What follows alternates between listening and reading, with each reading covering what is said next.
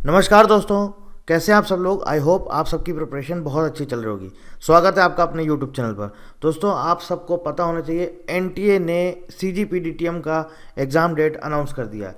जी हाँ, आपसे थोड़ी देर पहले ऑफिशियल वेबसाइट पर ये नोटिस पब्लिश किया गया है और इसमें एग्ज़ाम डेट अनाउंस कर दिया गया है। तो सीधे हम बात करेंगे आपका एग्ज़ाम डेट कब है। एग्ज़ाम डेट रखी गई है 21 दिसंबर 2023 थर्सडे को। एग्ज़ाम डेट जो है दोस्तों आपकी वो है 21 दिसंबर 2023 थर्सडे को। और क्या क्या इसमें चेंजेस आए इस नोटिस में, एक एक करके हम लोग यहाँ पर जानेंगे, देखेंगे क्या क्या चेंजेस किए गए हैं, पहले कैसा पेपर था और अभी कैसा होने वाला है।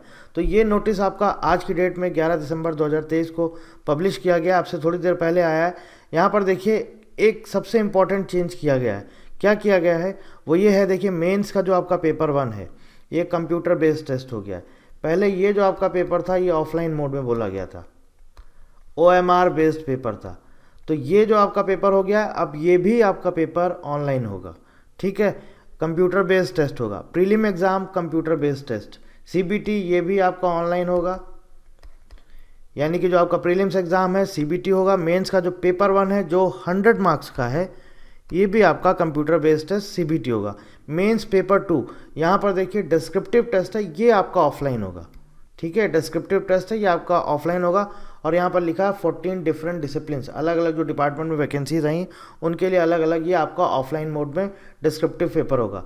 इंटरव्यू आपका ऑफलाइन, इसकी तो बात ही नहीं है। चलिए, तो आपको समझ में आ गया। एक जो चेंजेस हुआ है, सबसे बड़ा चेंज वो ये हो गया है, जो आपका मेंस का जो पेपर 1 जो 100 मार्क्स का होना था ये भी अब CBT हो गया है, कंप्यूटर बेस्ड टेस्ट। अब ये ऑफलाइन नहीं होने वाला है, OMR बेस्ड नहीं होगा। जैसा आपका प्रीलिम्स होगा वैसे ही आपका computer based test mains paper 1 भी होने वाला है। अब यहाँ पर कुछ शेड्यूल दिया गया है, देखिए इसमें समझ लेते हैं। Announcement of the city of examination for prelim examination. देखिए क्या होगा, 12 और 13 दिसंबर कल या फिर परसों तक ये आपको सिटी बता देंगे। मतलब आपके पास आ जाएगा, आपके मेल पर आ जाएगा, आपको पता चल जाएगा कि आपका इस सिटी में आपका एग्ज़ाम सेंटर पड़ा हुआ है। ठीक है, एडमिट कार्ड कब आएगा, 21 दिसंबर को पेपर है तो आप ये मान के चलिए 3 दिन पहले आता है। 17 या 18 दिसंबर को आपका इसका एडमिट कार्ड अवेलेबल हो जाएगा, 17 या 18 दिसंबर को। ठीक है, और आपका प्रीलिम्स एग्ज़ाम की डेट रखी गई है 21 दिसंबर 2023। Display of question paper attempted by the candidates and answer keys for inviting challenges. 26 और 27 दिसंबर 2023 को आपकी आंसर कीज आ जाएंगी। 26 और 27 दिसंबर को आपकी आंसर कीज आ जाएंगी। Declaration of result of prelim exam first week of January 2024। अब देखिए जिस तरह से ये शेड्यूल इन्होंने दिया है, आज क्या तारीख है, 11 तारीख है, आज है 11 दिसंबर 2023।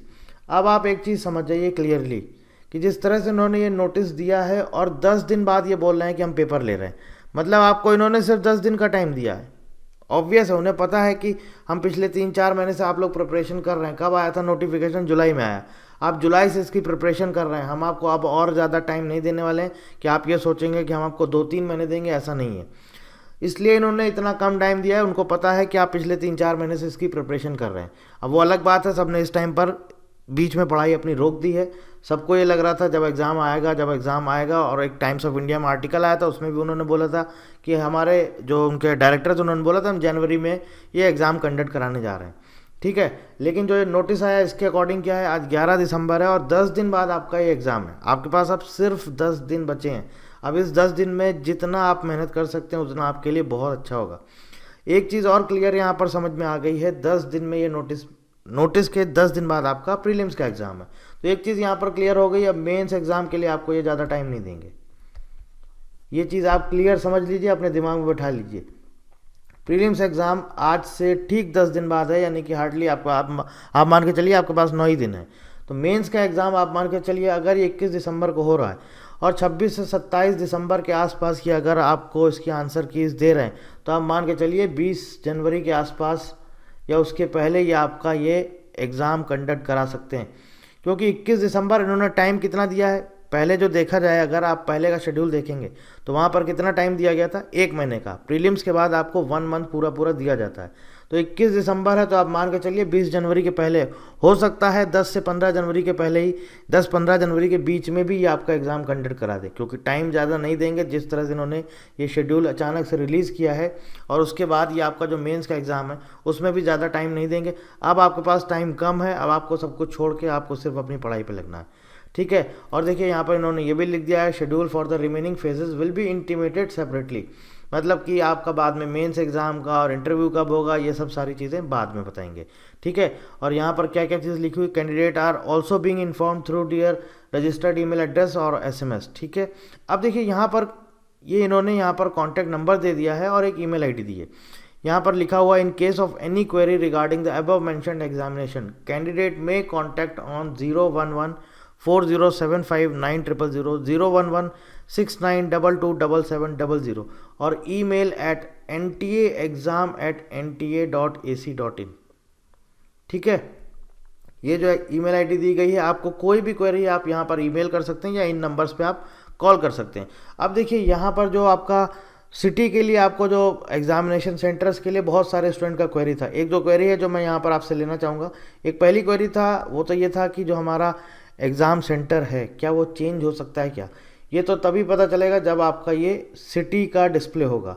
तो ये कल, मोस्ट प्रॉब्ली कल या फिर परसों तक आपका हो ही जाएगा, 12 या 13 तक आपको पता चल जाएगा कि किस सिटी में आपका एग्ज़ाम सेंटर है।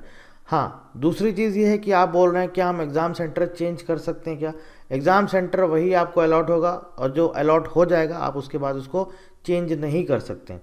दूसरी चीज़, एक और क्वेरी थी, वो ये थी कि मैंने इसके पहले वाला एग्ज़ाम नहीं दिया है, तो क्या हम इस बार अपीयर हो सकते हैं। अगर आपका एडमिट कार्ड आएगा तो आप बिल्कुल अपीयर हो सकते हैं।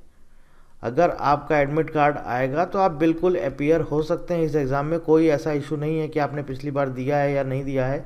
अगर आपका एडमिट कार्ड आ गया है तो इसका मतलब आप पेपर दे सकते हैं, उसमें कोई इशू नहीं है। तो एक चीज़ दोस्तों आपको समझ में आ गई है, बहुत कम टाइम है, अब आप अपनी प्रिपरेशन स्टार्ट कर दीजिए। और NTA ये एग्ज़ाम कंडक्ट कराने जा रहा है, तो आप मान के चलिए पेपर का लेवल, देखिए पेपर का लेवल पहले भी जैसा आपका पेपर आया था, पेपर ठीक ठीक था, ऐसा नहीं था। लेकिन हाँ, कुछ सर्वर का इशू था, और जो आपका क्वेश्चंस जो आए थे वो जम्बल्ड फॉर्म में आ गए थे। कभी रीजनिंग का क्वेश्चन आ रहा था, कभी मैथ्स का आ रहा था, कभी इंग्लिश का आ रहा था, कभी IPR का। उस तरह से नहीं रहेगा पेपर, पूरा एकदम एक प्रॉपर तरीके से आपको क्वेश्चन पेपर मिलेगा। 150 क्वेश्चन है, आपको एग्जामिनेशन पैटर्न पता ही होगा। 150 क्वेश्चन है, 120 मिनट्स, ठीक है।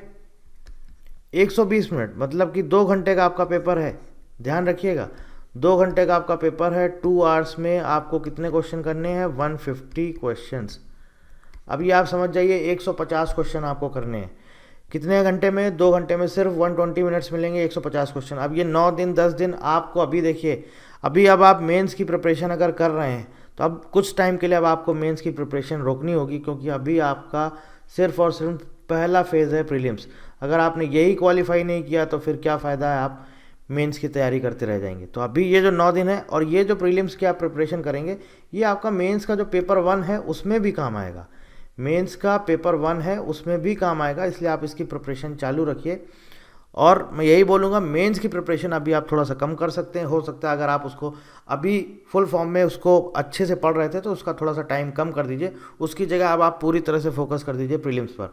जितना ज़्यादा फोकस करेंगे, क्योंकि प्रीलिम्स क्वालिफाई हो जाएगा तभी तो आगे जाने का मतलब है। प्रीलिम्स क्वालिफाई करने के बाद फिर आपका जो मेंस का पेपर 1 होगा वहाँ भी आपके लिए बेनिफिशियल होगा।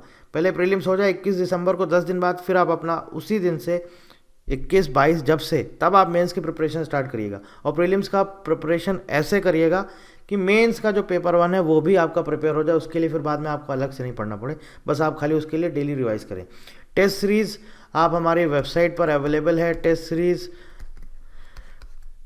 जितनी ज़्यादा से ज़्यादा आप लगा सकते हैं उतना आपके लिए बेनिफिशियल होगा, और जितना ज़्यादा से ज़्यादा आप रिवाइज कर सकते हैं। अब ये लास्ट टाइम है, लास्ट के 9 दिन 10 दिन कैसे पढ़ना है इसका स्ट्रेटजिक वीडियो मैं आपको कल मॉर्निंग में प्रोवाइड करा दूंगा। इसकी क्या एक बेटर अप्रोच होनी चाहिए, एक यूनिक अप्रोच या स्ट्रेटजी के साथ आप पढ़ेंगे, एक प्रॉपर टाइम टेबल बना के कि हाँ अपने 10 दिन का टाइम टेबल आपको बनाना है, एक शेड्यूल बनाना है आपको कि अपने अकॉर्डिंग इतने सब्जेक्ट्स हैं, ये टॉपिक्स हैं, मुझे इतने इतने दिन में कवर करना है। अब आपके पास इतना टाइम नहीं कि आप डिटेल में पढ़ सकें, अब आपको सिर्फ रिवीजन करना है प्लस टेस्ट सीरीज़, रिवीजन और टेस्ट सीरीज़, ठीक है।